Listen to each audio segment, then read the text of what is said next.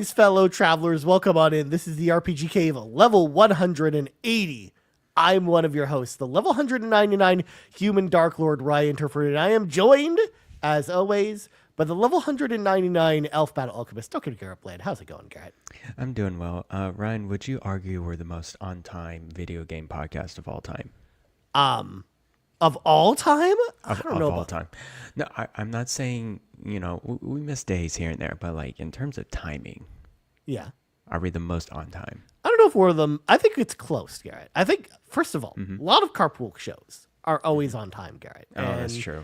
I don't necessarily know if we're more on time than the other shows, but I will tell you, Garret, we are consistently on time. In fact, one of the secrets to the show that people know is that we always start the show at 11:05 as opposed to 11 o'clock, because we always know from Garret and I's experience, like if we set it for 11, we will never be on time. If we do it that way. we'd just be delayed at least 3 minutes. So if we start at 11:05, Garret, we're always on time. That's a good point. Actually, with my company's meetings, we actually deliberately set meetings 5 minutes later, just to make sure people who have a meeting beforehand, they have a 5-minute break. Yeah. Just like, okay, you got a break before you go to your next meeting. Yeah. And I think that's a good schedule. It works out. I think it works out. Also, Jan32, of course, chimes in and says university time, which, of course, makes a lot of sense. Yes. Mm-hmm. Class starts at 5 minutes later. Yeah, exactly. Or they ended 5 minutes early. Sometimes that happens too. Yeah, sometimes. But Garret, first of all, it's good to see you. It's been a while since we've done this. It's been a while. Yeah. Yeah. Because we had CPG days last week. We did during our normal slot, so we weren't able to do the show then. But we had an amazing day, of course, with CPG days. We're going to talk about that in just a second. And also we had you were off for a little bit as well, Garret. So I was off. Yeah, I guess I was off. I was in Sunday morning. That's true. I was hanging out with y'all for a little bit, catching when I could, and you guys did an awesome job with CPG days, just rolling in that stream so much. So we were. Cool. You were there for a teensy bit, but a teensy bit, not enough Garret Bland to go 0.2%. I would say. Mm-hmm.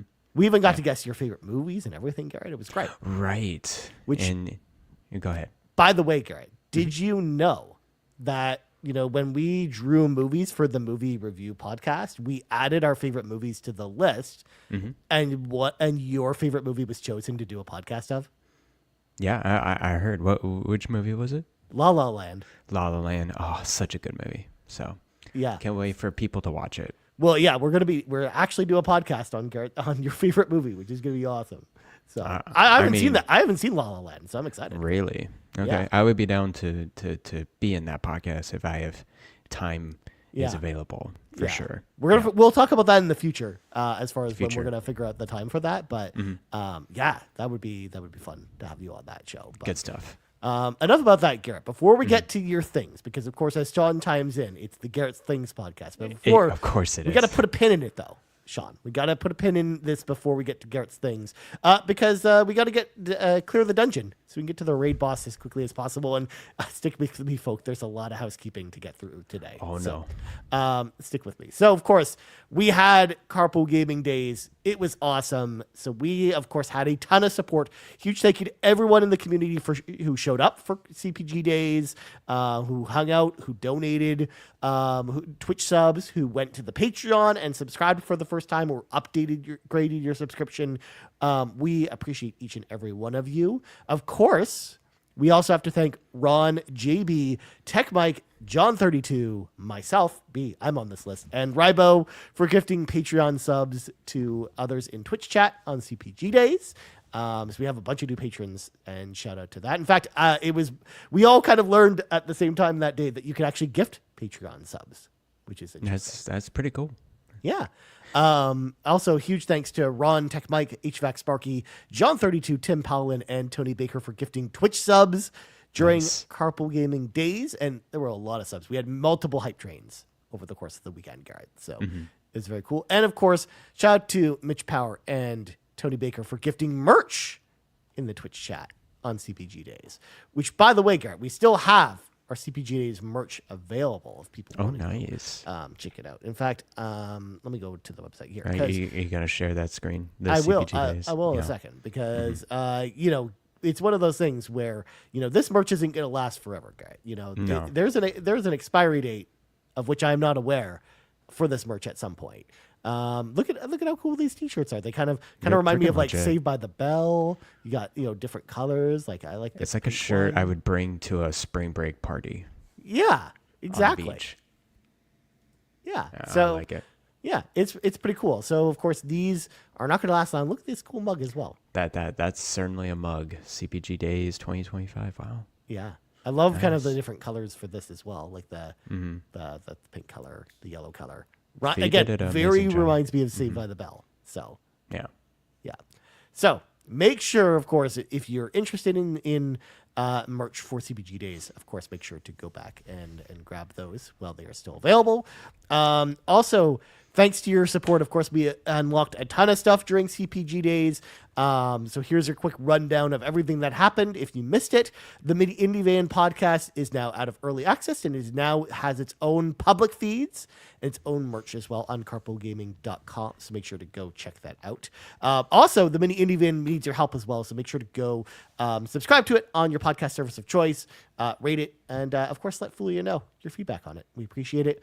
The GUIs podcast, aka the Game of the Year podcast, is now a thing. Our first episode was recorded during CPG Days, and it will have its own public feed and merch coming very soon. We haven't set an exact date for that, but look for that soon. Also, if you missed out on the very first episode of the GUIs, make sure to go check out the VOD for Carpool Gaming Days over on the Twitch channel. We also will be live reacting to a bunch of old Nintendo Directs, and we actually reacted to the very first Nintendo Direct live during CPG Days, Day 2. I participated in that one. Yes, you did. Yes. It was very awkward. What an amazing presentation by Reggie Fils-Aimé. And over half that video is about Hulu and peripherals on the 3DS. Don't forget 3D music videos, Garrett. 3D music videos were a big thing as well. With your hit favorite movie, Shrek. Yep. What was it, Thriller? It was Thriller because it was like a Halloween-themed Shrek music video. That's rough, man. That's really rough. The best part was, Garrett, I went and looked it up afterward. Those weren't free. You had to pay $6 for that. $6 for just... Because you paid for the licensing because you literally buy the music video. What a time that was. What a time. Yep. Of course, though, beyond that, Seth will be streaming Ghost of Tsushima. Please be excited. Neon Bobby merch is coming. We the Gamercast is having a limited run sometime soon. And of course, we'll be hosting, I can't say words as well, hosting a Carpool Gaming Awards show at Extra Life. So of course, those are all the things we raised. We also, of course, for every $10 we raised on Patreon, Garrett, we spun a wheel of movies, and we're going to be doing movie reviews for a bunch of different movies. I think there were like 26 in total that we drew, and those will be starting soon. So cool. The full list will be coming soon. I think the first movie, to give people a little bit of a tease, of course, because the planning has begun for some of these. The first one is likely going to be the new Final Destination movie, which comes out this week. So okay. Cool. Look out for that soon. We'll talk about that more in the future. Of course, we also did a guessing game that I alluded to earlier. We guessed the favorite movies of the Carpool Gaming hosts, as well as the Ultimate and Platinum producers. It was very fun. And we also recorded a brand new episode of a brand new weather podcast called The Weather Drive. That'll go up exclusively on Patreon soon. It even has its own merch. So you can go to carpoolgaming.com and get yourself a Weather Drive t-shirt, Garrett, which was very fun. Can we get a mug? A weather podcast mug? You know weather what? Drive mug. We probably could arrange that. We probably could arrange that. You know what? In fact, vent for me for a second, Garrett. I'm going to go look to see. All right, you can vent. Now, what's the logo for this weather drive? It's Bobby, and he's like reporting the weather. He's like, I'll share it. I'll share it here. Yeah. It's Bobby, and he's on a little cloud. Here. Oh, he's on a little cloud. Oh, he's the sun too. He's the sun. Yes. Oh, that's so cute. Yeah. We'll have to talk. I'll have to make some calls about that, Garrett. You know, but the weather drive was very fun. We talked about the weather for an hour. It was great. Sean That was fantastic. so happy bet. with that show. But and then of course, last but not least, we played some WoW, we played some Mario Kart, and we had some awesome community gaming on Sunday. And of course, there's more things to look forward to here at CPG besides RPG Cave, which of course is everyone's favorite show. Of course, the Switch 2 is coming soon, Garrett. 3 more weeks, which we'll talk about in a bit. Wait, it's only 3 more weeks. 3 more weeks. It's June 6th. 6th. Wow, it's coming up. Yeah, That's crazy. and of course, Summer Game Fest is also happening the same week as the Switch 2, Garrett. So please be excited. In fact, our main topic tonight, talking about Magic the Gathering Final Fantasy, is also the same week too, Garrett. So What's your schedule like during that time? Are you just gonna take off work during the Summer Games Fest? nope, I'm working the whole time. Now, to be You're fair, working the whole time. Okay, most of the Summer Game Fest stuff usually happens over the weekend, and I have the weekends off. that's true. That's So true. Okay. I should be okay. I do want to try that weekend and go to a Final Fantasy pre-release, which is at my local game store to go okay. play the cards early. Right. Plus, I have to go pick up my cards because they all come in that day. So I'm gonna Do have you to try. order it at a local game store and you just pick it up? Yeah, Okay, cool. Yeah. Cool. yeah. We'll talk about that more when we get into that topic a little bit later. Sounds But- good. But yes, that is going to be a thing. So, whew, that's all the housekeeping out of the way, Garrett. But now I understand. I'm going to put up this. I'm just going to leave this here. It's the Yeah. Garrett's Thing podcast. Garrett, It just tell me your things. You've got so many. I'm not Yeah. even going to put a number on it. Yeah, it's definitely not 3 things. There's probably 17 things here. So Sean, get ready for your favorite part of the podcast. First of all, Ryan, let's talk about the weather. Yeah, let's talk about it. After we talked Listen. about the weather drive, we should just talk about the weather. Let's go. Oh my gosh, the weather's been killing me, Ryan. The past week has been warmer over the past week or so. No rain, and the allergies are killing me throughout the whole week. It's attacking my eyes. It's attacking my nose. I need to attack pronto. This, I just can't stand it. I just sneeze every day. My nose is constantly tickling. You Yep. know that tickling sensation is you want to sneeze but you can't. Yes. As someone who has really bad seasonal allergies now, who of course had them ever since I got older, I 100% know what you mean. And I have a question for you. I don't know if you know the science behind this, and I would look it up later, but I haven't had this really bad reaction of allergies here in California Right. until this year. And so I've been here since 2022. Is it a delayed thing? Because I feel like a similar thing happened when I was in Pittsburgh. I wouldn't have as bad of an allergies the first couple years, but after the 3rd year of season allergies, I'm done.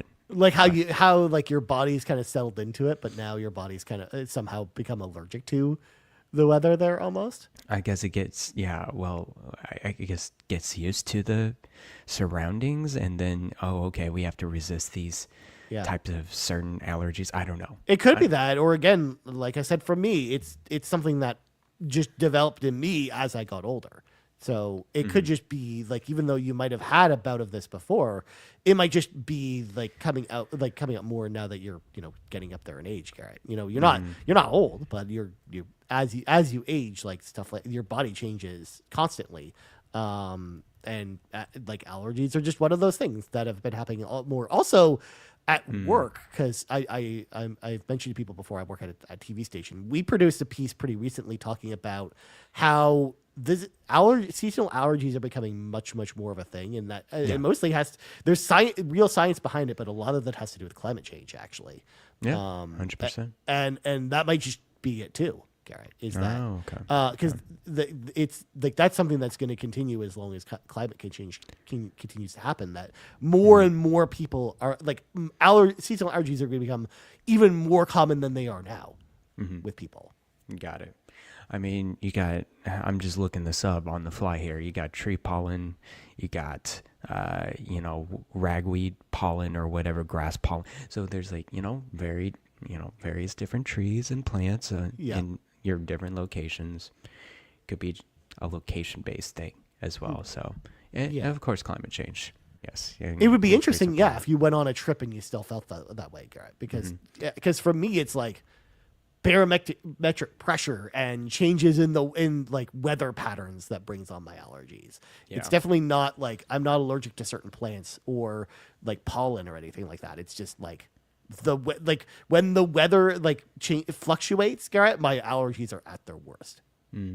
Got it. Yeah. I wonder, I should just get some over-the-counter medicine just to temper it down a little bit. That's all you got to do.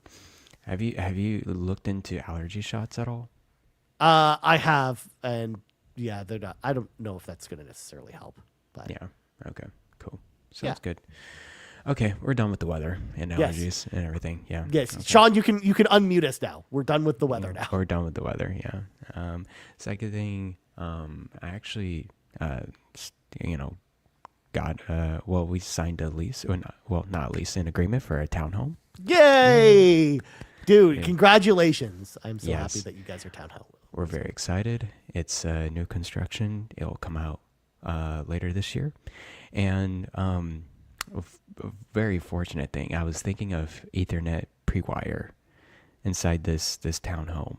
And the default was not to put in to every single room, just the living room and the bedroom. We called them as like, we want Ethernet in our respective offices, my game room and Fiona's office or whatever. And they're like, yeah, we can do that. They're setting up the pre-wire tomorrow. Okay. So it was like a deadline. I was like, oh my gosh, I'm so glad I thought of Ethernet pre-wire that day, because I would have done it a day later. It would have been locked. Yeah, I wouldn't be able to do Ethernet pre-wire. So thank goodness I'm going to have really good internet to my game room. So that's awesome. Also, Sean won't yell at you for having, Wi-Fi instead of Ethernet everywhere. Yeah, so we're going to really switch it up to Ethernet ports and making sure everything's connected. So anyways, we're very excited. We're designing it, and it's going to be, first time home buyers, and we're, super excited for that. Thing number 3, Ryan, I have to fill up this game room that I'm going to get. You're going to see a displayed thing behind me. It's interesting. Is that going to be your new podcast room too? Yeah. I'm not going to have to do this ASMR voice anymore. I can be as loud as I want, Nice. So I'm curious if I'm debating between an audio soundbar or really good headphones. It just depends. I don't know. I never had good experience with audio soundbars. I don't really care about super nice audio, just something other than monitor speakers, Right. Yeah. So I guess it just depends on how much you actually want to wear headphones all the time, because headphones can be pretty uncomfortable. Because I'm assuming you're talking about like a PC soundbar, like you're not talking about like a soundbar for your TV or anything, right? So that's correct. Yes. Yeah, because that's the thing. I have a soundbar for my TV, and it sounds really nice. I like it a lot, because I just don't, since I don't have a ton of space. I don't really have a big speaker setup. But yeah, for me, if I was at my computer all the time, I probably would go for the soundbar, even though I don't love the sound of it, simply so that I don't have to have headphones on all the time. Right. But sorry, I'm changing up my profile on my laptop. It's my laptop is like a jet engine right now. Oh, I can hear it. I can hear it. Yeah. Sorry about that. It's okay. Well, the audio listeners, of course, will have no idea what you're talking about, because that noise will be canceled out in audio, in post. But yeah, anyways, I'm curious about just a good audio soundbar connected to the monitor. It's gonna be connected to the monitor, not the PC, because I may have a console or something like that I'm going off of. So yeah, I'm just thinking about that, and also furniture. Yeah, definitely have this chair, but should I have any other I don't want a couch in there just because the room's not gonna be super big. Yeah, maybe a lazy boy of some kind. Yeah, like one of these. like a big like lazy chair, like a lazy boy kind of chair, because I have like this nice leather chair. In fact, I've been using this instead of my office chair because my office chair broke. So, and I haven't, and this has been working out so well. I haven't just gone out and bought another one. So is that like with wheels or without wheels?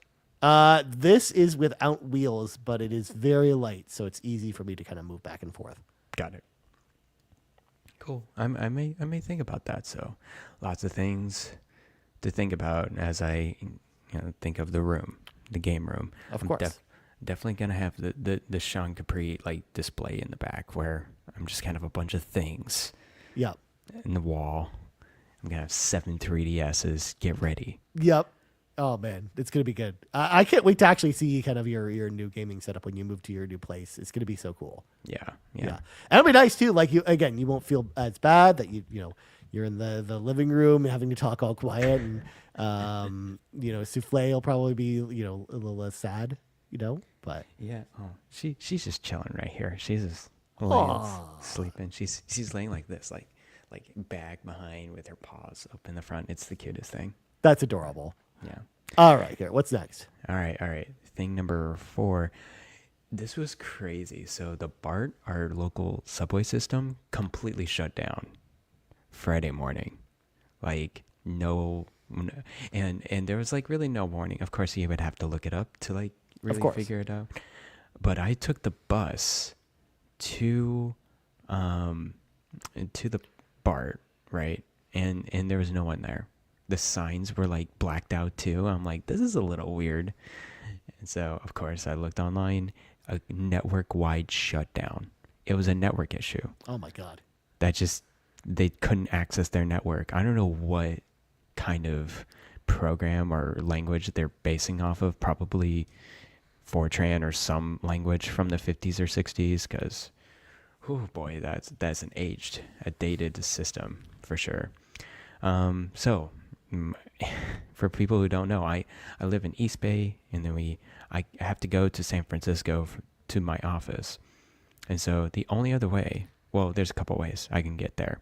One is there's a rare bus that goes across the Bay Bridge, but It's very, very rare.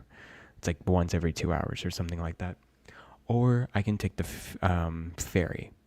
And so I went back up, took the bus to the local port of my ferry, went straight to San Francisco ferry building, and then I was able to get there. But I was like an hour later to my office. Yeah. Well, what a ride. And by the way, now I am waking up 5:30 in the morning to go to work. Early. It's so early, but my commute time is really nice in the morning. And I get to the office by 7:45. I can be done by like 3:40 or 3:35, something like that. So I'm just trying to get used to the earlier workload, earlier times. And we have a lot of people working in Europe, so it kind of just helps out with the time zone. Nice. As well. Yeah, you got like the whole day ahead of you. Yeah, pretty much. Yeah, because I lately have been working like the 7 a.m. shift at my workplace. Yeah. Oh, that's rough. Yeah. You say that, but that's like most of the days I actually work from home. And then even when I go to the office, it's really a very short commute. So, like my commute, Garret, to my office is like 25 minutes. So, I usually sleep until like 6 a.m. every day. So, that's pretty good. It's actually like pretty nice because like then by the time I'm done, like by like 2:30, I've got like the whole day to just do whatever I want at that point. Yeah. Yeah. Like I feel like I just have so much more free time than working like an evening shift. Where for sure. I feel like I lose like the whole day when I do that. But. Yeah, definitely. I definitely understand that. Okay, next thing. We're on thing number 5. Let's talk about some games a little bit. I'm actually pretty addicted on my commute, Bravely Default 1 on my 3DS. I've been really into it. Just, it's such a solid turn-based game. Mm-hmm. It's, of course it reminds you of the classic Final Fantasy games.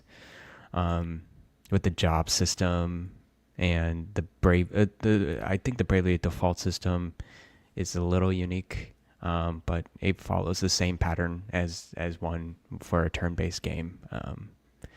It's so good. Yeah. Thanks.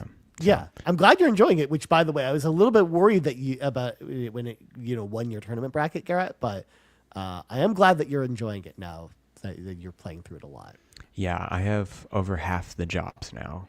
I Nice. been just filling it up, and I'm on the next set of bosses, and the story's okay, and the writing's okay. I'm not really invested too much. It's more of like, oh yeah, let's do some grinding. Let's get through this dungeon. Let's figure this out. And it's like, yeah, no, I'm feeling it. It's really cool.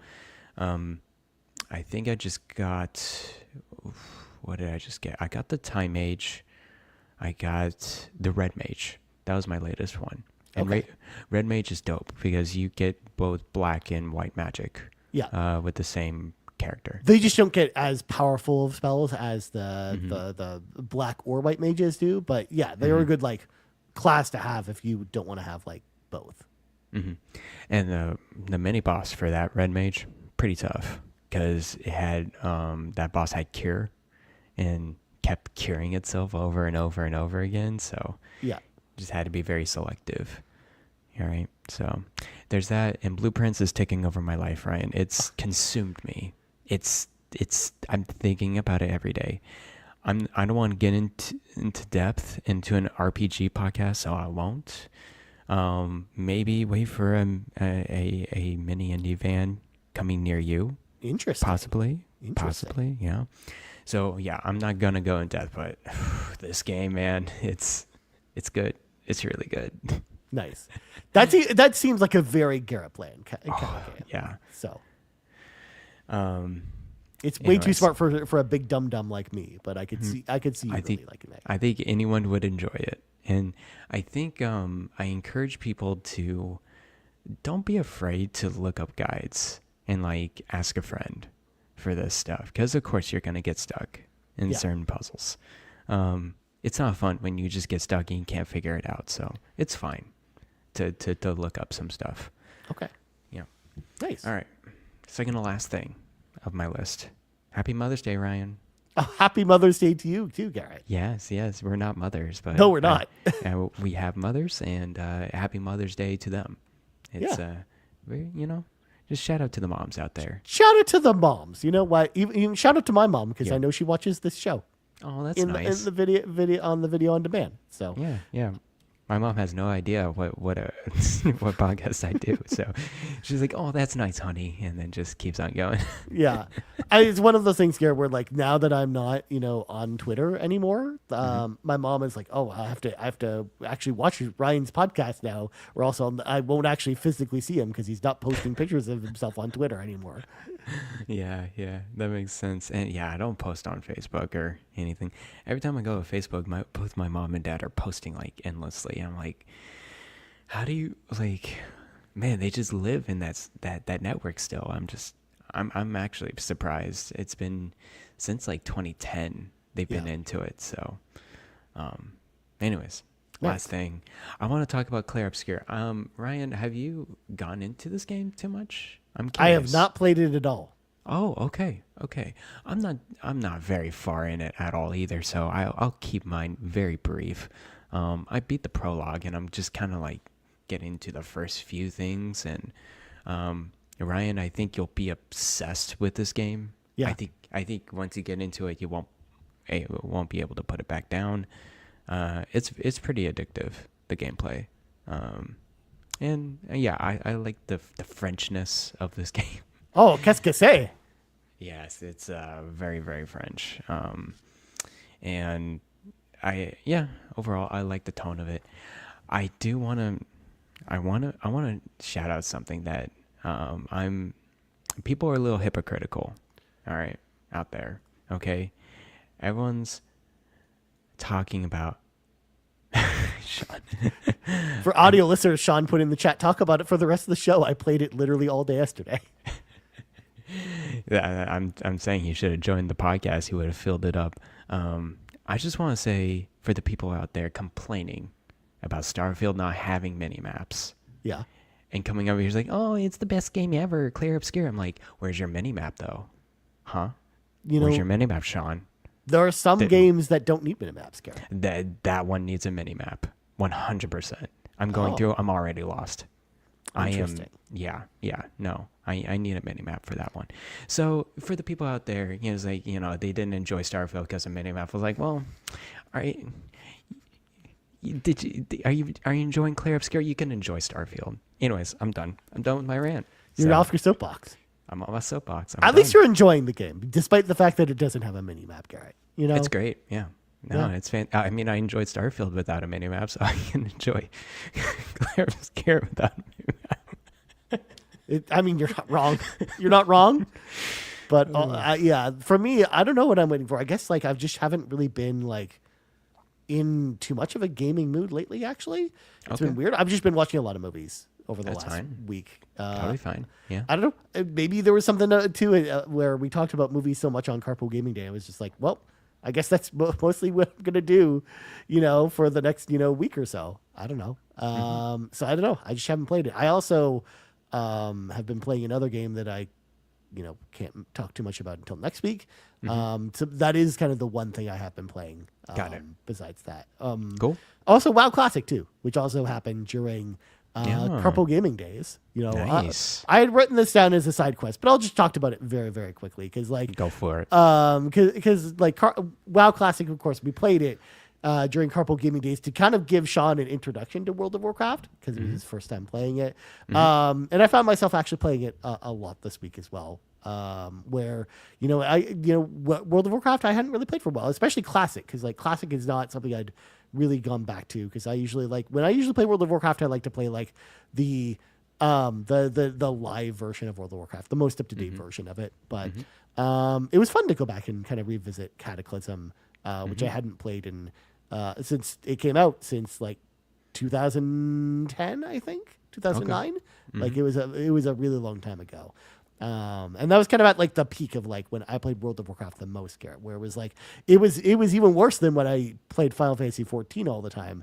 That was all I was doing was playing World of Warcraft. So yeah, it was nice to go back a bit. So I know Sean's chiming in the chat that was not the reason y'all just wanted to play WoW. No, honestly, Sean, I really wanted to just give you an education on WoW. I didn't actually expect to keep wanting to keep playing it personally for myself. So how long did you play it on stream?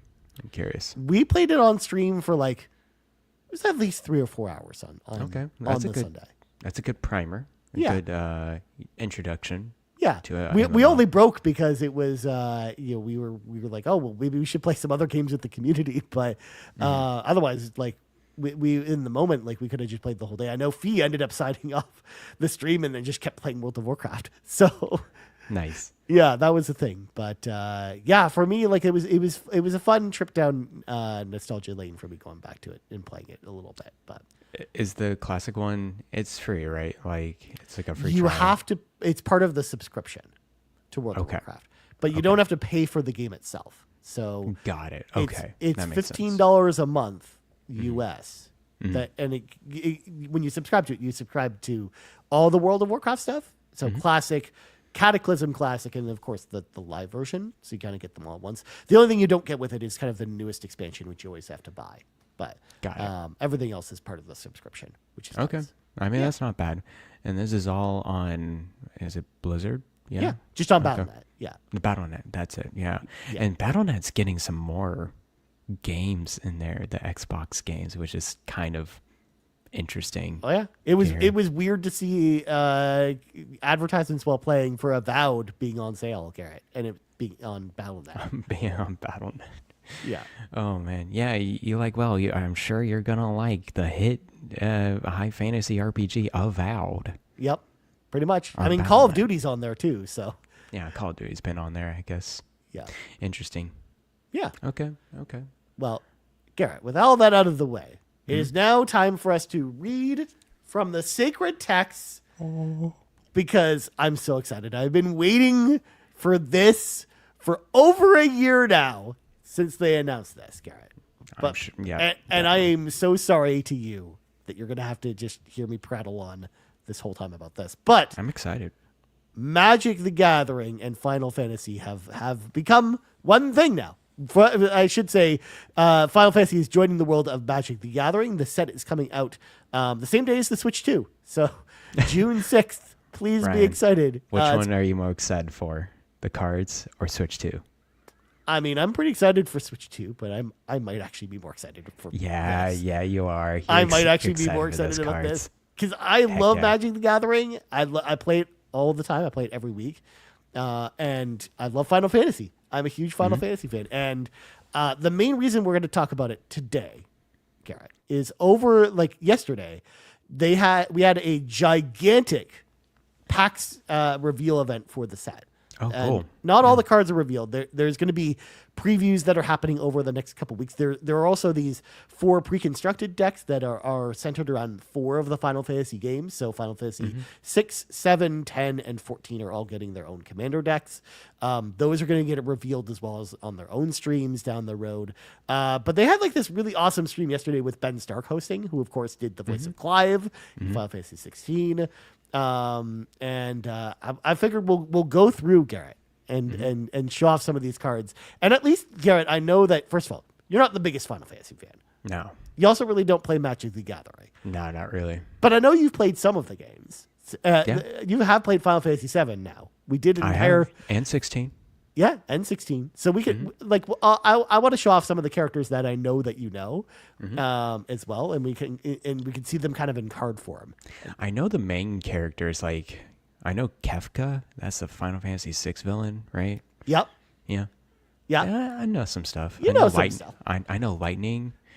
I know those annoying Final Fantasy 10 characters. Yes. Quite a bit. Yeah. They also confirmed, Garrett, that's in the Final Fantasy 10 deck. There will be no. a Blitzball card. Oh no. We don't know what kind of Blitzball card it's going to be, but we do know that a Blitzball card is in fact confirmed, Garrett. So Yeah. Please be excited. Also, I'm also thinking, Garrett, maybe the week that this comes out, because it'll be Summer Game Fest when this comes out. So maybe I kind of want to do a one-off video because I'm getting a box of these cards, Garrett. And I'm like, maybe I should open these on screen You should. or on a video or something. Because that would be pretty cool. I mean, have you seen those YouTubers that unwrap the packs and just here's a face-forwarding camera and it's just revealing each card? Oh yeah, I You could watched do those that. videos. Yeah. Or you could do down, from the top down. Yeah. And just lay them out. Could. It's some good stuff. Because I'm even thinking, because I know, Garrett, I think you have some time off next month from the show. Yes. Maybe during that time, I kind of want to do a tier ranking of the cards as well. Oh, do it. Yeah. Yeah. Just go have at it with these cards. So stand back, friends. There's going to be lots of probably talk about these cards going forward. So again, we don't have the whole set. I'm going to kind of scroll through the Wizards of the Coast website here. This is what we've got so far, Garrett. Okay. And first of all, just even the 2 cards we got on screen here, we've got Eris and Cloud. First of all, look at that art. Look how cool that looks. It looks dope, man. Cards look pretty cool. So I want to give a shout out to Aerith Grainsborough, Garrett, which of course, Gainsborough. That's really her last name. I had no idea. yeah, Wow. Okay. she's a 2 generic mana and white for a legendary creature human cleric. She's got lifelink, which means when she deals damage, she gains that much life, of course. And whenever you gain life, you of course make her more powerful. But the reason I wanted to point out this card, Garrett, she's got a special ability. When she dies, put X +1/+1 counters on target legendary creature you control, where X is the number of counters on Aerith, which of course wow. I think is hilarious because if anyone who's played Final Fantasy VII knows, there's a certain moment that happens in that game. And I love the fact that when they built an Aerith card, they reference it on the card. So basically what happens is you get Aerith out, you attack people with Aerith. It puts counters on Aerith. And so that accumulates, and then when Aerith dies, all those each legendary creature will get that amount of counters. Exactly. Yeah. Oh my goodness. So it boosts another creature that you control when she dies, kind of giving her life back to the life stream. Which again, it just works on so many levels. It's a cool card mechanically in the game, but also I love just the flavor. They nailed the flavor of just Aerith's kind of character arc. Honestly, and then the color's white for this one. Yep. I guess. Okay. Yep. So white deck. Yeah. In fact, the way that this website's kind of set up, it kind of has the colors kind of in order here. So it starts with all the white cards. Because the other card we've got here, of course, Cloud Midgar Mercenary, who is, of course, 2 white mana for a legendary creature, Human Soldier Mercenary. He's a mythic, by the way. He's one of the rarer cards in the set. But when Cloud enters, you can search your library for an equipment card. Equipment, Garret, are kind of like swords or, other mythical items that you can attach to your creatures. And then you put in your hand. As long as Cloud is equipped, if an ability of Cloud or an equipment attached would trigger, it triggers an additional time. So some equipment will have a special effect when you use them, and it'll trigger an additional time. Which, of course, they showed off during PAX that there is a Buster Sword card, Garret, and we don't know what it does yet, but it'll do something. It's going to interact with this card in some way. Interesting. But again, just flavor is just on point there. I love that that's a thing as well, because Cloud is all about his different types of weapons. Got it.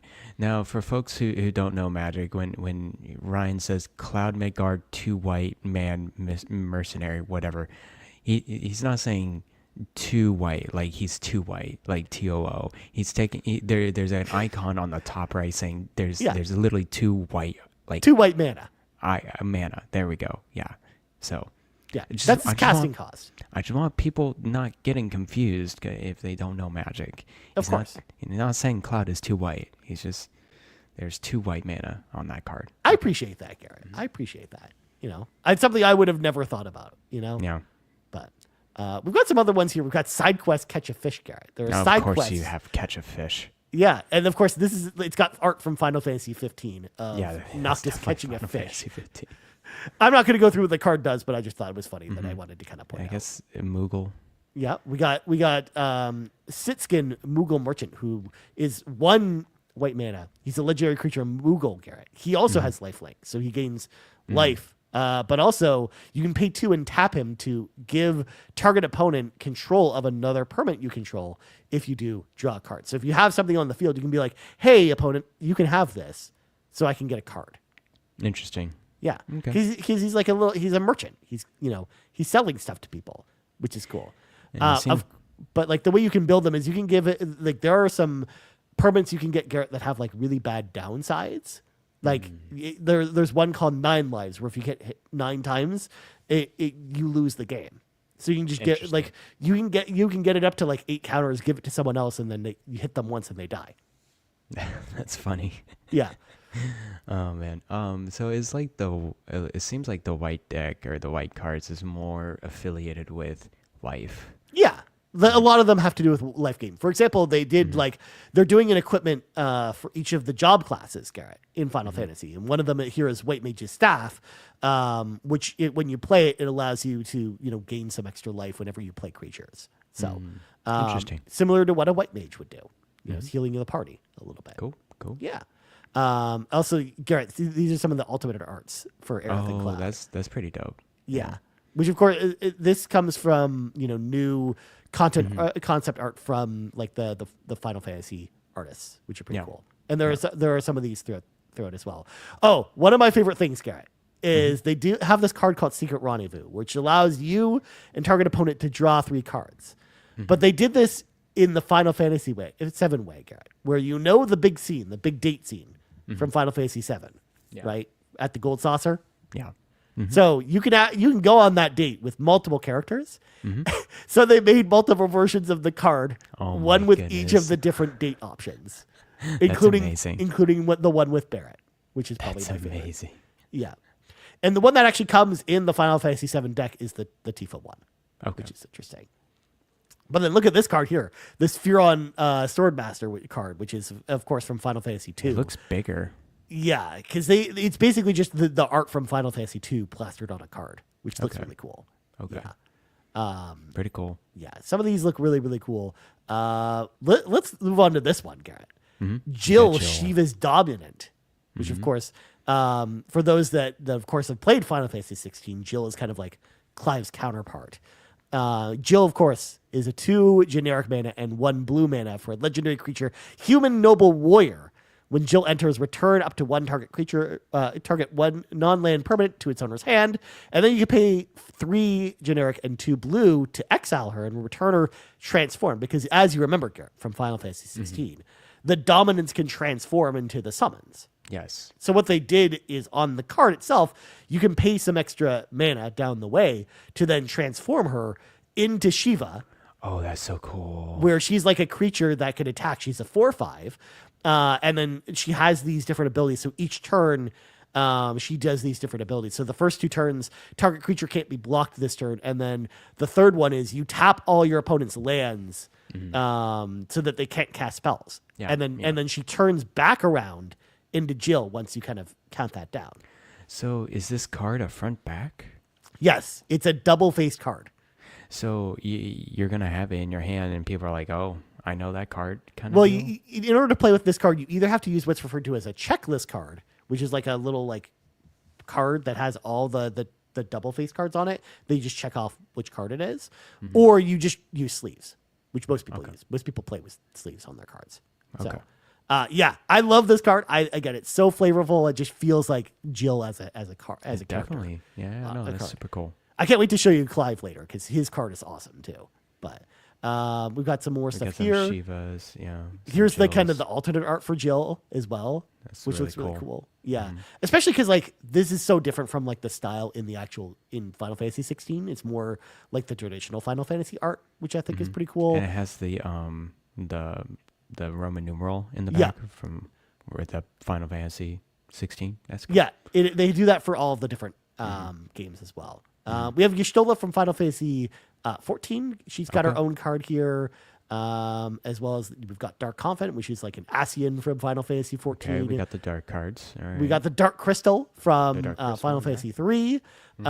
We also have this interesting card. Of course, this is Fang from Final Fantasy 13. But if people have played Final Fantasy 13, they'll know that, Fang and Vanille fuse into like a summon monster. And this is like a weird looking card, Garrett, because notice if I flip this card over, it's it's horizontal and it's only part of the text. Like it doesn't have the artwork from the top. Because when we get to Vanille, when you flip her around, she has the top part of that art. So what you do, Garrett, in paper, if you have these 2 cards on the field at the same time, is they meld into one card, and you physically put the 2 cards together, and it has like one like giant card, and it's like this big monster that attacks them. Interesting. Yeah. Okay. It's so cool. See, this is why I like Magic. There's much more different ideas and so much more versatile than when I ever played with Yu-Gi-Oh! Yu-Gi-Oh's are very specific. It's very configured. Like, this is the deck you'll have. Yeah. And this is the strategy. But this one seems like you can really mix and match your strategy here. Oh yeah, I mean, if you're playing, standard Magic the Gathering, which is like the very competitive format, you're kind of locked in a couple boxes, Garrett, where you could try and do a bunch of different stuff, but for the most part, there's like a meta game you have to follow, and there's like 3 or 4 different decks that kind of fit in that meta game.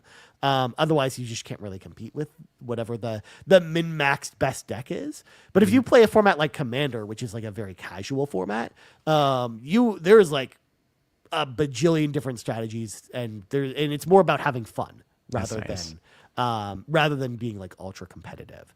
Of course, Garrett, we had other Final Fantasy cards, 7 cards before, but we have Sephiroth, Garrett. Of course, Sephiroth, who's also like a double-faced card. He kind of starts as like his like normal soldier, but then if you flip him around, he's like the final boss, the one-winged angel. The one-winged angel, yeah.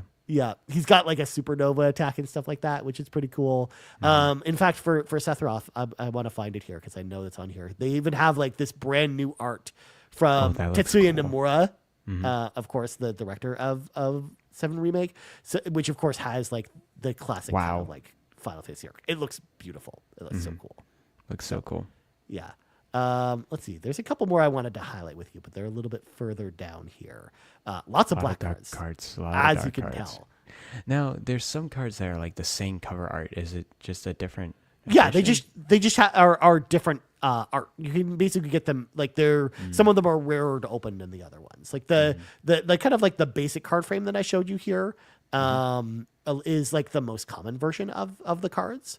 And then kind of as you kind of open up cards, you might get some of these fancier ones. Like this Arden from Final Fantasy 15. He's got fancier art as an example. And also they have what's referred to as like collector boosters, which are more expensive, that give you like a better chance of mostly getting like those fancy cards. But also, Final Fantasy 16, Garret, I know you played it.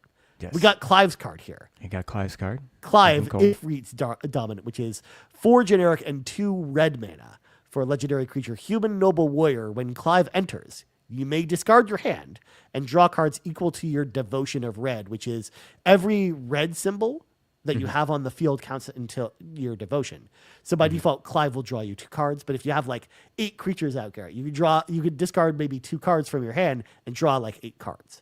As an example. Cool. But then you can pay 4 generic and 2 red to exile Clive and return him transformed under its owner's control. And you transform into Ifrit, because of course Clive transforms into Ifrit.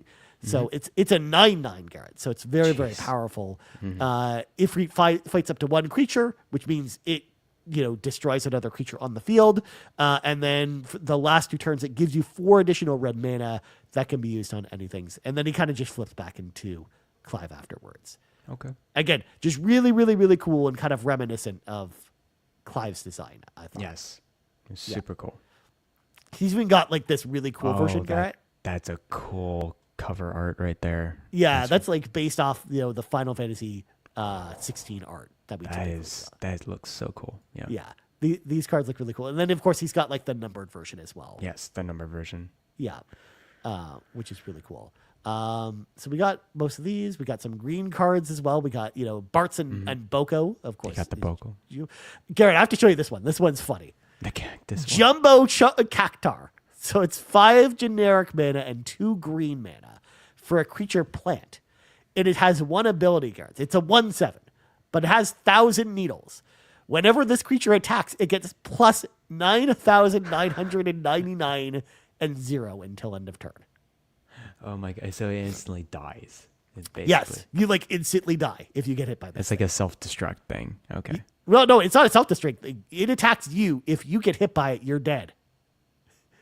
Yeah, but like if you attack a monster. Whatever monster blocks this is literally dead.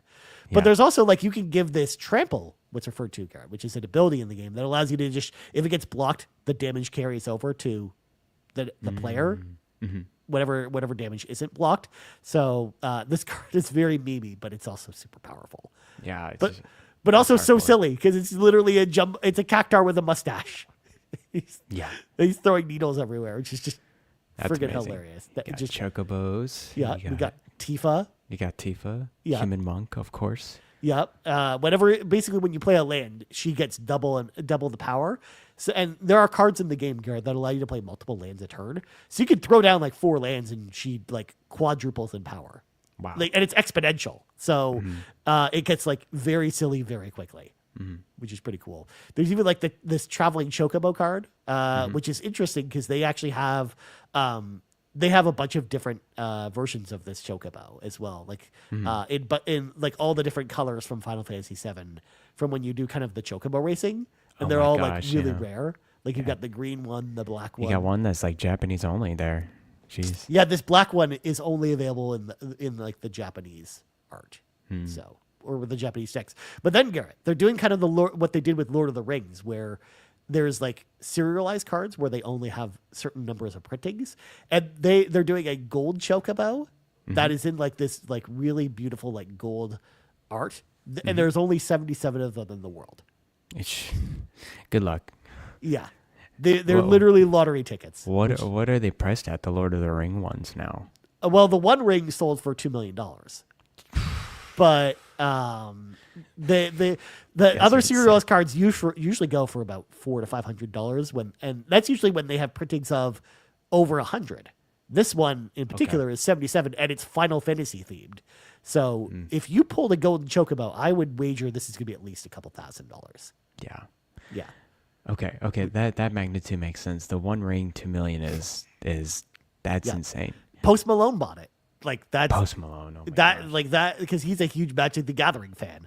So he actually ended up buying that card, and it was ridiculous. Can you imagine? You're Wizards of the Coast. You're making these cards, these artwork or whatever. Of course, there's a lot of investment with art and printing or whatever, but you are literally designing and making and producing a single piece of plastic. Yep. And it's like, this is now worth $2 million.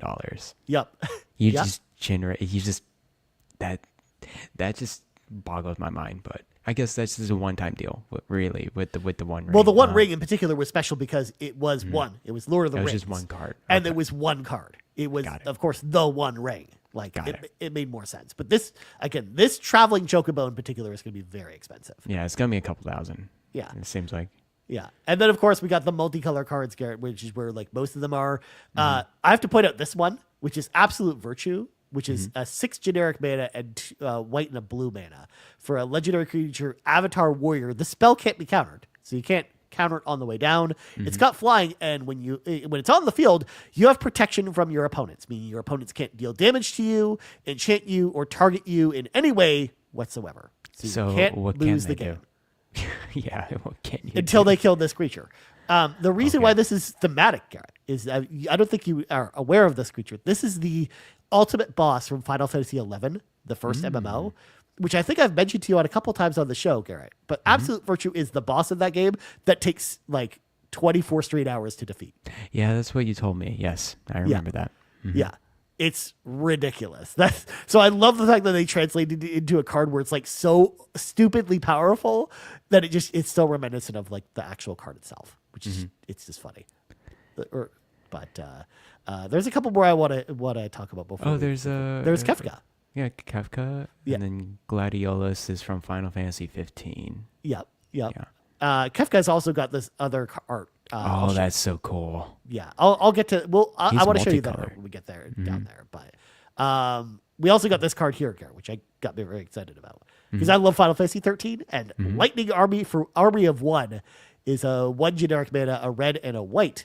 For a legendary creature, human soldier, she's got first strike, trample, and lifelink, and she's got stagger, which of course stagger is like when you're playing Final Fantasy 13, you're trying to stagger the enemy so you can deal extra damage to them.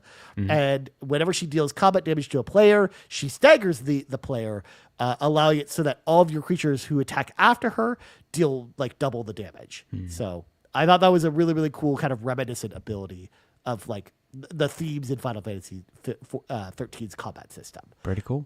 Yeah, translated to the card, I think that's really cool. You got Noctis, you got Randa from Final Fantasy 8, you got Sin, of course, from your favorite game, Garret, Final Fantasy 10. Of course, my favorite. Yep. Oh, we've got Terra here, Garret. You might, I don't know if you know Final Fantasy 6. No, not much. Yeah. Actually, I want to show you her when we get to kind of the fancier art. She's looking dope, though. Yeah. That's pretty cool.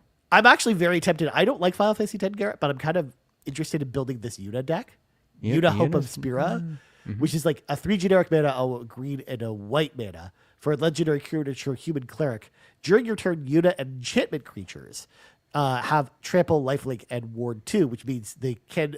It's harder for your opponent to target them. And at the beginning of your end step, return up to 1 enchantment card from your graveyard to your battlefield with a finality counter on it, meaning if it dies again, it's removed forever.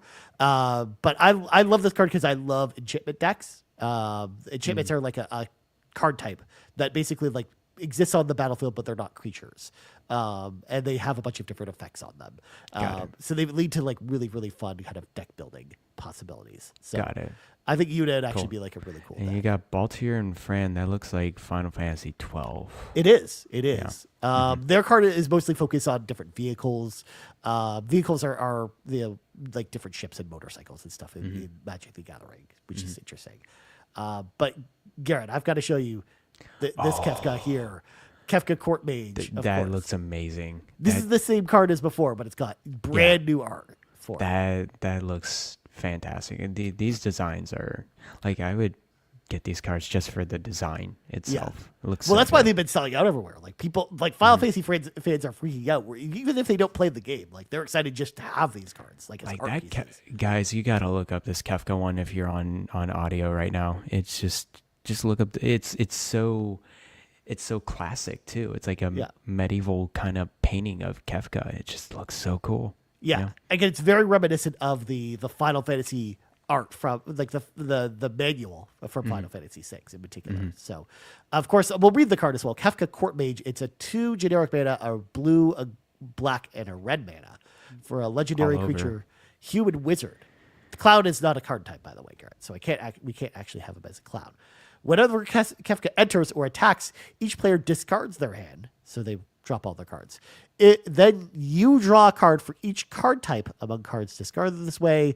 And then for 8 generic mana, each opponent sacrifices a permanent of their choice, meaning they have to kill one of their own things. And when you do that, you transform him into Kefka, Ruler of Ruin, which is a 5/7 flying creature. Whenever an opponent loses life during your turn, you draw that many cards. So when Kefka attacks, you just draw 5 cards, Garret, which is all very, like, card draw is one of the most powerful things in Magic the Gathering. So you just draw a bunch of cards, and he's really powerful, and he looks really cool. So yeah, that looks really cool. Yeah. I have to also show you this Terra art, Garret, because this also Terra looks art's dope. Yeah, because she's also from Final Fantasy VI. And of course, just the back into the card, Esper Terra. It's the kind of the classic kind of Terra look, where she kind of transforms. So yeah, because she's similar to Clive or Jill, where she can transform into with an Esper, which is essentially the same as like the summons, essentially. But she costs like 1 generic red and a green.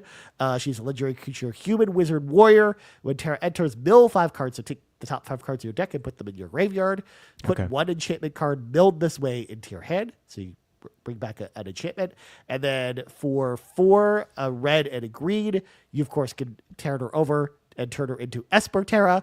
So she transforms, and for the first 3 turns, she's out. She can create a copy of any non-legendary enchantment you control. And it gains haste because basically this is kind of works with the summons, because the summons are enchantment creatures that you can attack with. And then when she transforms back, she adds 10 mana to your mana pool. So you can cast a whole bunch of crazy stuff with it. Yeah. That's pretty cool. And it looks like you can merge that with the other, was it Yuna, right? Yeah, you can play it along with Yuna and have like enchantment synergies. That kind enchantment, and then you got a fire and green, red and green mana deck going on. Okay. Yeah, or what you could do, Garret, because this in Commander, for as an example, this is like it could be a 5-color enchantment deck. So you can play Yuna, you can play a bunch of other enchantment cards and other summons, because there's one other summon I really want to show you later that'll really go well with this strategy. And you can kind of see how like the pieces are kind of coming together for some of these decks. But here's some of the extra artwork for some of the cards we looked at earlier. Because yes, there's another Kefka with like the 6 behind it. Of course, there's like a double-faced Kuja card. Kuja is the final bad guy from Final Fantasy IX. And he's got like 2 different forms here. There's like a different version of Lightning here, which looks super cool. Of course, there's like a very cute version of Yuna as well. Of course, Garret, there's a Squall card from Final Fantasy VIII. Because of course there is. Also, they did a funny thing. Sid. Where they of course, there's a Sid in every Final Fantasy game. So what they did is they made one Sid card. So it's got the same text as Sid. But they did artwork of every Sid from every Final Fantasy game. That is but amazing. As the same card, essentially. And you can play any number of Sids in your deck. So you can play all 16 Sids in your deck, and it's literally all the different Sids from all the different games, including up to Final Fantasy 16. That's Final Fantasy 16 right there. That's Sid. Sexy Sid, you know. Oh man, that's so cool. There's even like super fancier versions, but yeah, I know there's one other card I want to show you. It's probably a little bit farther down because it's colorless.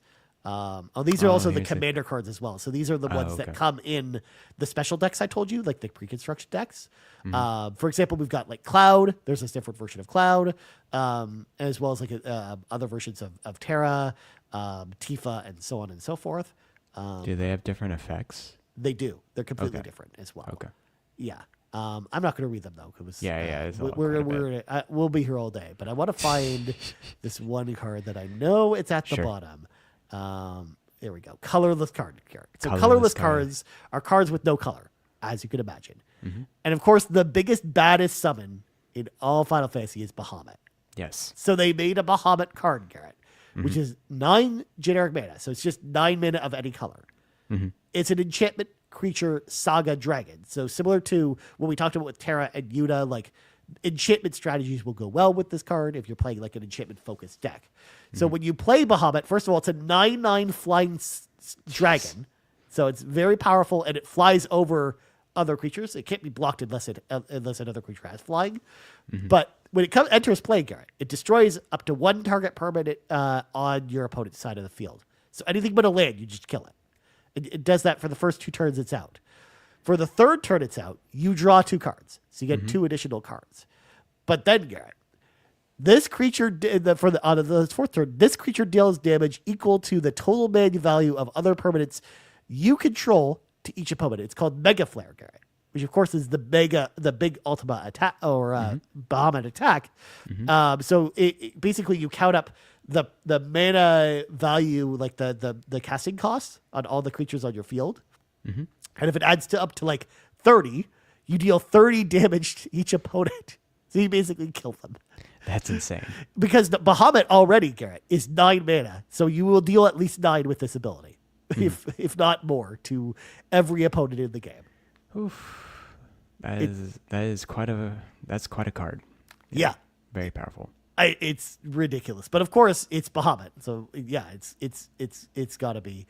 And then you got lands, and you've got the different towns. Like some of these are like the towns you can go to in Final Fantasy. They're good. There's like one for each one. There's like Xanarkand, for example. It's like the double version of Xanarkand, like the actual Ruin version versus the version that exists in Cloud's Mind. Also, you've got like different lands based off the different games. So like these are just the basic lands, but like you've got the road here from Final Fantasy 15, or the Seventh Heaven Bar in the slums from Final Fantasy 7, as well as like a bunch of other lands from all the different games. Cool. Yeah. So those are all the cards I wanted to show off, Garret. Again, there is a ton more, as you can see from me scrolling. Like there's so much, Garret. There's so much here. How many cards are they printing? Different types. There's going to be 246 in the set. Okay. And a lot of them are going to have alternate arts like the ones I showed you. Like, dude, I cannot wait for this set. It's going to be so cool. I'm already like sitting there kind of brewing like what kind of decks I want to build for it. Now, are you going to mix a lot of outside Magic cards into your Final Fantasy decks? You're probably going to have to because because there just aren't enough Final Fantasy cards to kind of make like a deck that's fun. Right. But one of the nice things because I'm getting 2 of the pre-constructed decks, Garret. But I don't know which ones because they're chosen at random because of the way the game store. Yes. I'm hoping that, because you can't buy them individually yet. You usually can't buy them individually until after they come out. I see. So I'm hoping that the other 2 that I don't get, I can just go to the store and go buy. But those decks, Garret, those 100-card decks will be like playable decks that will only have Final Fantasy cards in them. So like I'll probably keep those together. And be like, and I could almost have like a Final Fantasy, like almost like a board game of 4 different decks we could pull out and play against each other. Oh, that's super cool. That'd be really dope. Yeah. But yeah, like for my other decks, like I'm already building a Tifa deck with a bunch of other Magic the Gathering cards outside of Final Fantasy. Then I'll probably pull like some of the cards from the main deck and kind of put them in there. And I'm building a Lightning deck as well. Like those are the 2 decks I'm building first. Got it. So cool. Yeah. That is very cool. Magic, as I said before, Magic the Gathering can be you really deep into it, you know, in the rabbit hole. I see the appeal. I see the strategy. I love card games. I really do. Yeah. It's just I don't have enough like local people. I don't have time to go to a game store too. Like one thing you should know, Garret, these cards are also coming to for the first time. These cards are also coming to Magic Arena, which is the online Magic the Gathering platform. So I should check that out for sure. Yeah, it's free to play.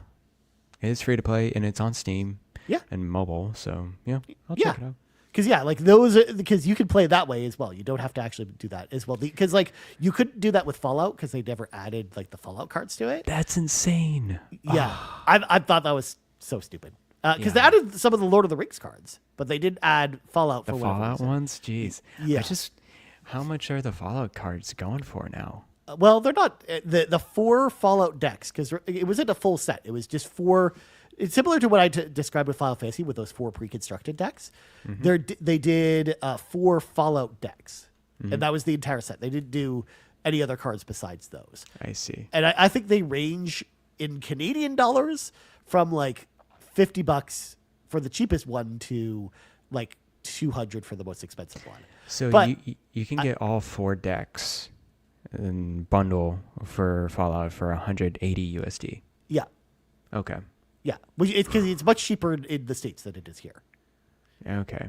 100 is still it's $180. Well, it's 4 decks. Like the decks on their own, if you bought them separately, Garrett, are probably like $30 American dollars to 80 for the most. Yeah, expensive it seems like they're typically 60 each. Yeah. And actually they went down. So like Yeah, this I know the energy one in particular is like the cheapest one, which is like the science deck.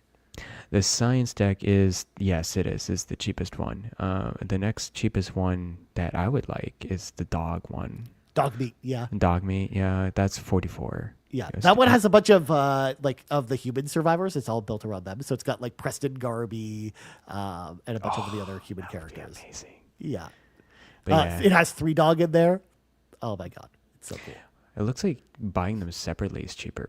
Yes, 100%. Like I would do, if you were to actually go down the road of buying them, unless you really wanted all 4, like you should just grab whichever one you want. Oh man, it's the Caesar looking Yeah. dope. Yeah, it's got a bunch of Fallout New Vegas stuff in there too. Like it's got Mr. House is in there. The Yes Man bot. Like, oh my god, it's so You're cool. killing me here, Ryan. I think it's something I want for my birthday. I also kind of did the same thing with Fee, where Fee also, the second I told her about these, she's like, I have to go buy these. These look so good. Mothman, of course. It's Yeah, just- the Mothman deck is all about the mutants, so it's all about the creatures in Fallout, and then it's got a bunch of ghouls and stuff like that in it. So it has a pre-constructed deck. It's a 100-card deck. Yeah, you just basically. play it out Okay. of the box. That's so nice. Just as is. You don't have to build it yourself. It's got cool cards in it. They all kind of work together. They're all Fallout themed, and yeah, they're pretty cool. Ryan, is there any other outside franchises coming in hot? So And then we the have Final a Fantasy. Spider-Man set coming out this fall, Okay. and there's also an Avatar: The Last Airbender set coming out this December. You're killing me, Ryan. The Spider-Man set's not coming to Magic Okay. Arena, but Avatar is. Oh, it's going to Magic Gathering Arena? Is that Yeah, what you're saying? yeah. Okay, You can good. play. You can play in Arena. You don't have to buy the physical cards. Did they announce the cards and the designs too for those? Not yet. It's the Spider-Man one. They've showed off a couple cards, but Mm-hmm. for Avatar, they haven't showed off anything yet because it's so far away. It's, again, not till like December. Dude, if Avatar, I'll be done. I will buy Yeah. those cards. There like, will also be like 4 pre-constructed Avatar decks. They mentioned that's so good. like one for each One for each element. kingdom, all element. Oh, that's Yeah. so good. Yeah, Guys, you have no idea how like excited I'm gonna be for that. yeah. I knew you would be excited about Avatar because it's funny, but yeah, they're doing an entire, and it's gonna be like Final Fantasy where there will be an entire set of 250 Avatar cards plus 4 like commander like pre-constructed decks you can play with. So Y'all, you have no idea. Like this is. I'm so happy. I Okay. feel like I've awakened something in Garrett. Yeah, oh, no. this is I'm gonna be really eyeing on those designs. So just let me know when those designs come out. And Yeah, I will. Yeah. I would imagine we'll probably get previews for them, like a couple early previews, probably pretty early, like probably in the next like couple months. But Okay. yeah, I think because Spider-Man's coming out soon, that's probably like the next thing they're focusing on after Final Fantasy. But Okay. they're also doing Sounds like a good. Magic the Gathering in-universe space set that's coming out soon too, as well, called Edge of Eternity. But Okay. Garrett, before we close out the show today, Sure. we had a question about Magic the Gathering, but also Of course we did. and also an RPG question.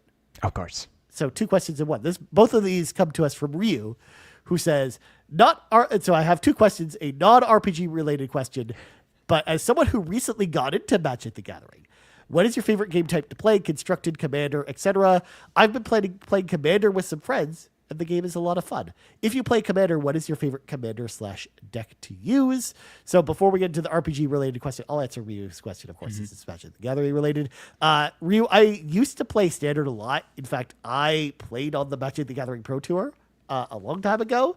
I used to play pretty competitively in Magic the Gathering, but now I mostly just play commander. I usually go to my local game store and play Commander there. I'll sometimes go for pre-releases, which are more like limited formats, where essentially, Garrett, what happens is they give you 6 packs of cards, and you build a deck out of the 6 packs of cards. So I'll go to a pre-release every once in a while, but I typically play Commander. That's kind of my wheelhouse. My favorite commanders are commanders that people don't really love as much. Like I like playing Kaikar, Wings Fury, which is kind of like this. He's like a bird, Garrett. And when you play non-creature spells, you then make spirits that you can sacrifice to use for mana to play more cards. And that deck makes people work out their life choices because when they play against me, because it's full of counter spells and very, very silly cards that, again, just try and control the game. Mess with people. Yeah, it just mess with people. Like nice. I'll leave 2 mana open, and every time it goes around the table, people are like, "Oh my god, Red's gonna counter my cards." But also, like the deck I've been playing recently is a Felifar deck from the newest set, Harkir, which is all about creature tokens, and then of course sacking the creatures to get extra counters on all of your stuff. And I've been playing that deck a lot, and it's been a lot of fun. So those are the decks I'm playing now. But again, like I said, I'm building a Lightning deck. I'm building a Tifa from the Commander set deck. And I think like those are kind of my going to be my 2 go-to decks for a while. Because I also like playing aggressive decks. And I think that those will really fit in nicely. But cool. RPG related, Garrett. RPG related question. Yeah. What has been your favorite RPG that you've played this year so far? It doesn't have to be a game that released this year. So, okay, Garrett, what is your favorite RPG that you've played so far this year? In fact, I'm glad this question came up as well, Garrett, because we're almost like halfway through the year at this point. I know, and we're getting to the point where like we usually do our RPG like halfway checkpoint episode, which we'll probably plan out pretty soon. But this is, I guess, we'll tee it up a little bit. So, what's been your favorite so far, Garrett? I don't know, man. I haven't been really into a lot of RPGs lately. I've just been so busy too, just like recently. But yeah, I've been obsessed over blueprints and then other things. I mean, I did play Metaphor and finished it up earlier this year. Of course, that's fantastic. Yeah. You got a Avowed in there somewhere. It's I'm just very surprised how, even though Zelda 2 is so not user friendly, like it's a very hard game, but I really liked the approach of that game. Yes, Garrett. I understand the perspective of the people who made that game. Like it's like, wow, I think that was really the genesis of like, one of the early games that it was like, okay, let's make sure people understand, the player understand how enemy movements work and enemy attacks work, and how you, the player, can counter that with timing, with attacks and just all sorts of things like that. I think it's one of the earliest games that has done that. So I really do appreciate playing that game because of that. Yeah, and it's a real RPG. It's not. It's not a fake one. Like it was one of the very first like traditional action RPGs. Mm-hmm. It's up there with like the Ys games are like the other ones that come to mind when you think about like the genesis of action RPGs. Mm-hmm. So yeah, that's up there. Also, you played Mass Effect this year too. I did. Yes, Mass Effect 1. I really enjoyed it for sure. So I mean, I would probably put Mass Effect up top. Metaphor, I don't really think that counts just because I played a lot last year. Yeah, you mostly played it last year. Yeah. Avowed is, I can't. Yeah. It's down there. I just can't. Really I love that your top 2 that you're kind of wrestling with are Zelda 2 and Mass Effect. I love it. Isn't that crazy? Of course, I'm playing Clair Obscur. We'll see how that settles into the fray. Bravely Default counts too. Bravely Default's in there. I'm still playing that, and then I'm gonna play Oblivion Remastered, and then Cyberpunk. So I got some big RPGs coming up in the docket. Of course, I'm missing out Xenoblade Chronicles X and Atelier Yumiya. That came and gone, and when will I get there? I don't know. Yep. One day. Basically, one day. Yep. Yep. Yeah. But anyways, what about you, Ryan? Yeah, for me, like I've played a lot of games this year. Not as many RPGs as you might think. But, this is going to, tie in a little bit to the GUIs that we recorded during CPG days because we did give our top threes for the year. And spoiler alert for that, most of mine were not RPGs. Okay, cool. I had like Ghouls and Ghosts in there as an example. It's Nice. like one of my favorite games I played this year. Quake is in there and a bunch of other ones. But honestly, the RPG I enjoyed the most this year, because remember, folks, I haven't been able to buy games. But I did play Avowed as an example. That's a newer game. Or Talia Yumia, I played that too. But my number one was Lunar Eternal Blue nice. remaster because I didn't play the original PlayStation version of Lunar 2. So I only played the Sega CD version, and just the PlayStation version of Lunar 2 is such an improvement over the original in the way that the first Lunar remake isn't, that I loved it. And that game still holds up so well today. Like, that is the version I'm going to be going back to, is that remastered version. Cool. And Super I cool. loved playing through it this year for the first time. So shout out to Lunar 2. That's Shout out to Lunar 2. That's got to be my favorite so far this year. But there are some, there's just a lot of RPGs I haven't played, Garrett, that I already know will be contenders. Expedition 33, 100 Line, that demo, by the way, was awesome. I did play the demo. You did? Quite a bit, yes. It's really good. Yeah. I really enjoy it. Yeah. Like, I know when I can buy games again, Garrett. Like, I think that's one of the first ones I'm buying. Like, I'm going to fall down the rabbit hole with that. And it plays fantastic on my Switch OLED. So, yeah. Yeah. Exactly. That's a good one. Yeah. Yeah. And the only reason I'm not playing it now is because I can't buy games. Otherwise, I would be that's what I would be doing right now if I could be. I do want to go back to Talia Yumia later. As well as, there's a lot of other RPGs that I've kind of like missed out on this year. There's just too many, you know, they just come in and are like, I'm playing something right now. Yeah. And so you can't really be too, thinning yourself out. Yeah. You can't thin yourself out. Yeah. One or two games at a time. Yeah. I will say though, Garrett, looking at like the second half of the year, we don't have like a ton of RPGs announced. We don't. I'm excited to replay Bravely Default when the Switch 2 comes out. Because I'm definitely going to get that HD remaster. We got I'm excited for Trails in the Sky, like the remake of that. Oh yeah, the remake, yeah. Because I think that's going to be pretty cool. As well as Borderlands 3. Borderlands 4, sorry. Could actually be a good game, Garrett. I think that'll be a great Borderlands game. It's going to be a bare minimum, it's a Borderlands game. So just everyone put it on mute and have fun with your friends. That's what I'm going to say. I'm trusting in Randy Pitchford that game might not be terrible. Heyo. I love his introduction to the... Oh my God. He's a weird guy, man. He's super weird. But a little bit weird, but... Shout out to my hometown. They're based over there, so... Okay. Yeah. But yeah, like other than that, we don't really have like too many other RPGs, because I'm scrolling through and I'm like, yeah, we don't really have a lot of other. No, we really don't. This year. Not like big RPGs per se. Yeah. We got the Rido Remastered is coming out. Rido Remastered, yeah, that was a pretty interesting game to be announced and coming out in, I guess, June. Yeah. I guess, yeah. Yeah, it's coming out like a couple weeks after the Switch 2. And it's going to get like a Switch 2 version of it. You'll have a Switch 2 version for sure. It's weird because Rido Remastered was announced before the Switch 2 announcement. At a Switch Direct. Yeah. And they're like, hey, guys, there's a Switch 2 version as well. And I'm like, okay, well, I guess the difference between the Switch 1 and Switch 2 is 30 and 60. Yeah. I was actually secretly hoping, Garrett, when I went to that Switch 2 event, that Rido Remastered would be there, but it was not. No. Yeah. Unfortunately, it looks cool. It looks like a cool offside game. Yeah. Shin Megami Tensei. Think of a more obscure game than Shin Megami Tensei to people. That's right over. Kinda, yeah.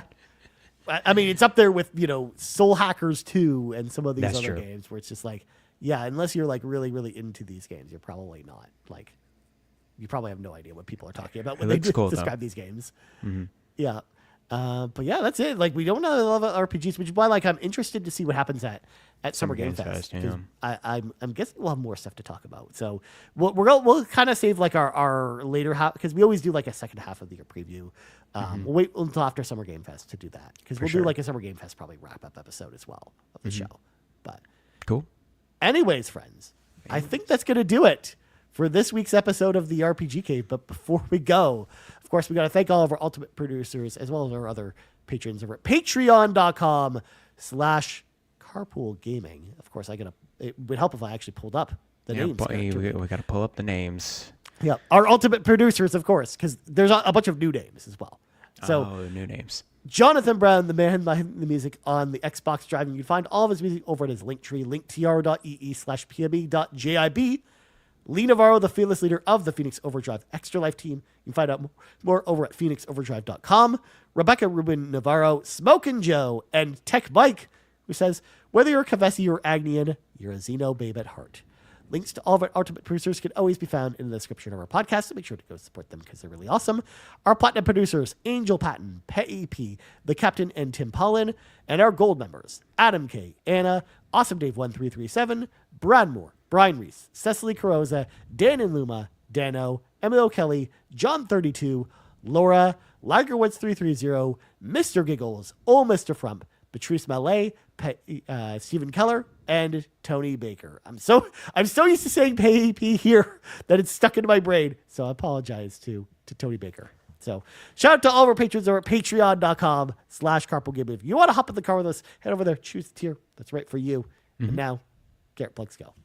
You can follow me on Blue Sky at Blind Explosion. You can follow me on Backlogged. I need to put my new games on there. I haven't put my current plate games, of course, Blueprints, Clear Obscure, and Bravely Default. Those are the 3 games I'm playing right now, and I'm enjoying all of them. So that's that.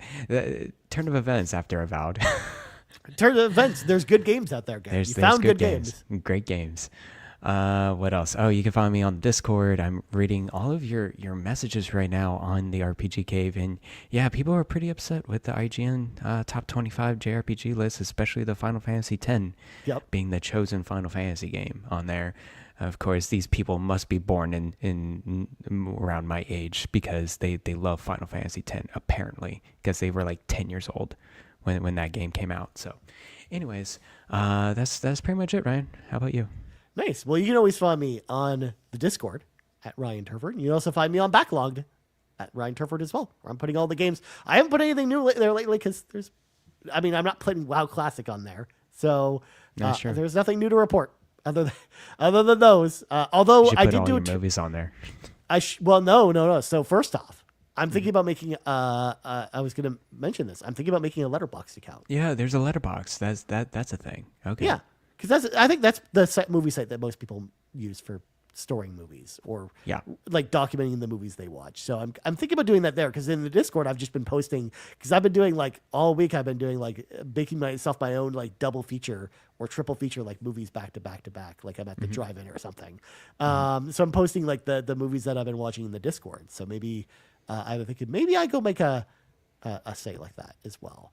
Cool. Speaking of games as well, before I go, I also will mention I did do a tournament bracket, and the game that won was, Kirby Return to Dreamland Deluxe, which is a game I'll be playing before the end of the month as well. Cool. But that's kind of on my list to just play whenever I feel like playing games, kind of thing. Yeah, sounds good, man. Yeah. So for Garret Bland, I'm Ryan Turford. This has been the RPG Cave, level 180, Garret. Only 20 more episodes. 20 more episodes. Until level 200. Oof. And we're out. Bye-bye.